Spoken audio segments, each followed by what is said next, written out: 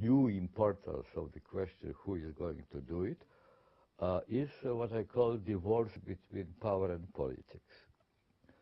Power is ability to do things, and politics is ability to decide which things ought to be done. Power and politics, until quite recently, 50 years ago, it was obvious for everybody that both power and politics are in the state government. And if only we decide, you and me and all the rest, what needs to be done, it will be done. Because the state has the authority to decide that, and the state has the power to do things.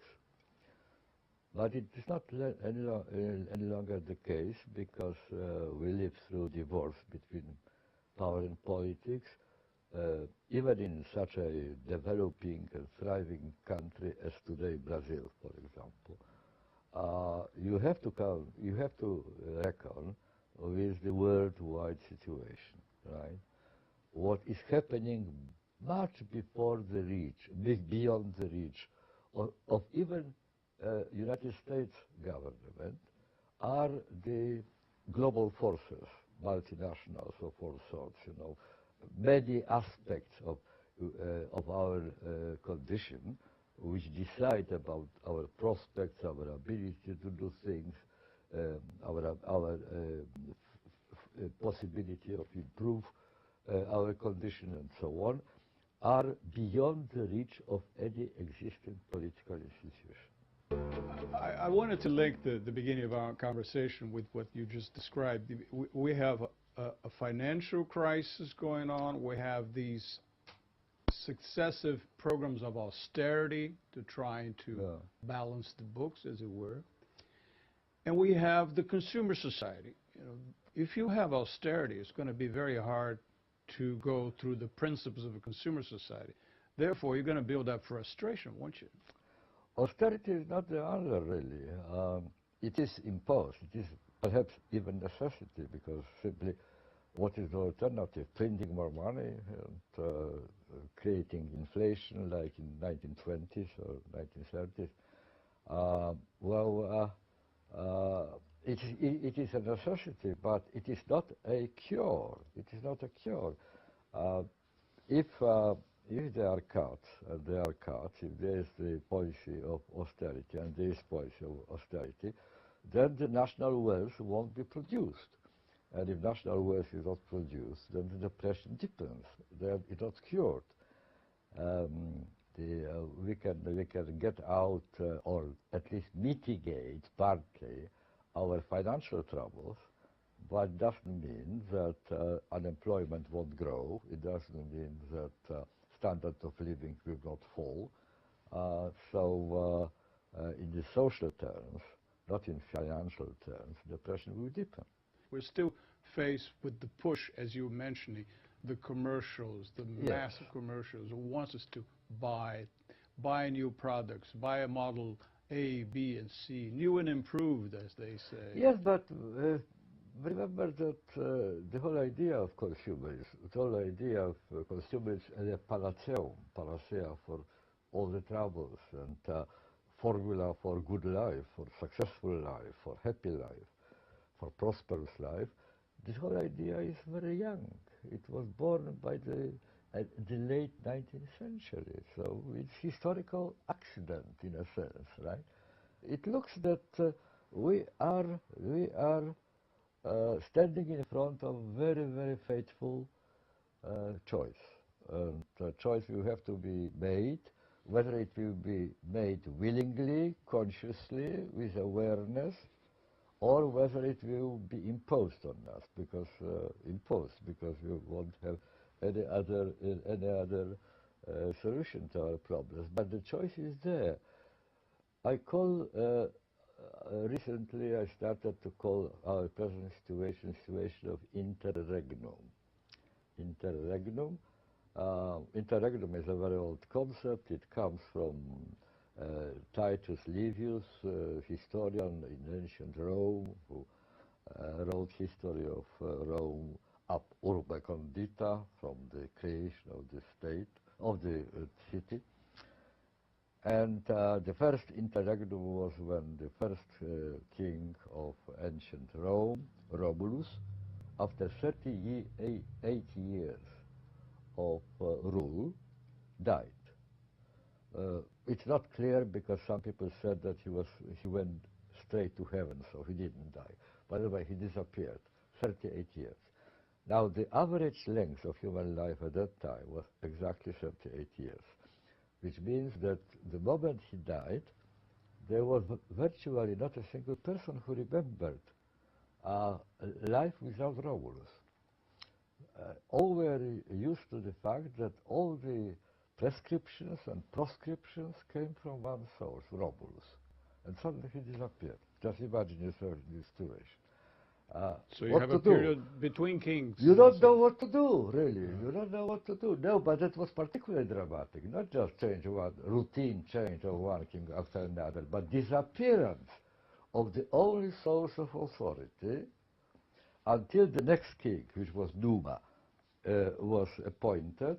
There was more than 1 year, and the 1 year was the year of complete confusion. People were simply felt abandoned. They didn't know what to do. There were no orders of the day of any sort. We are in such an interregnum at the moment. Interregnum means simply that the old ways of doing things no longer work, but the new ways of doing things have not been yet invented. That's interregnum. And that's why I am very shy of predicting future, because it may turn any kind of direction. This new generation has been exposed to extensively, as we spoke about before, is the idea that there's no longer privacy, that people's lives are exposed, their secrets are exposed, the celebrity culture is taken over, and people even impose their intimacy on you. Mm-hmm. That's a fairly new phenomenon. They impose, but the need of exposure, public exposure, of public spiritual striptease, so to speak, has been internalized. It is no longer imposed.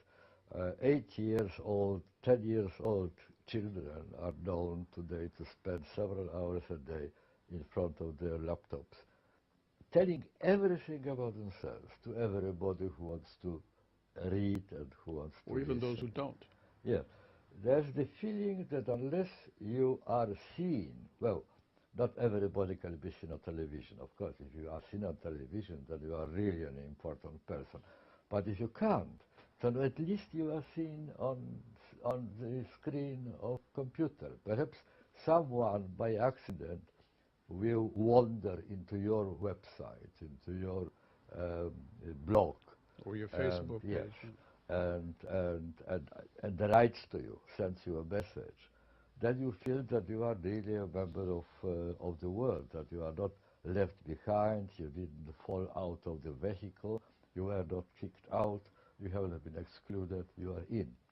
That is the way we are in with the help of online, virtual reality, right?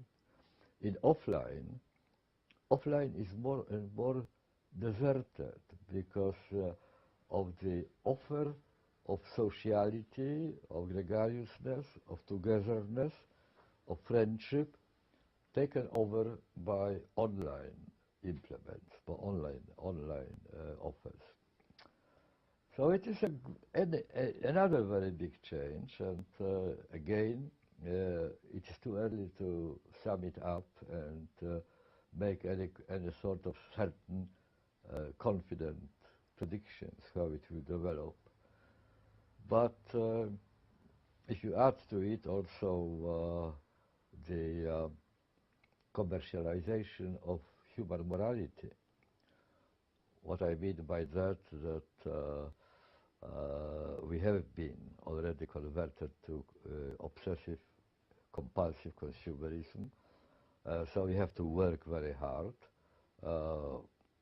The borderline between job time, work time, and leisure time, office time, and family time has been effaced. So you forget about your duty, moral duty towards your son or daughter or your wife. You're always on. You can't devoid your time. You can't dedicate your time to them. So what do? You buy expensive gifts to compensate for your absence. And the more expensive gift, the more profound is allegedly your moral responsibility and your love. So all this taken together, they are signals of very profound changes, cultural changes. I think we are going through a very profound real cultural revolution. But I don't feel really able, knowledgeable enough to responsibly risk prognosis in what direction it will go. Because as you rightly said, there are so many contradictory pressures. On the one hand, austerity, on the other hand, consumerism. How to reconcile them? Professor, thanks very much. I think it was enlightening.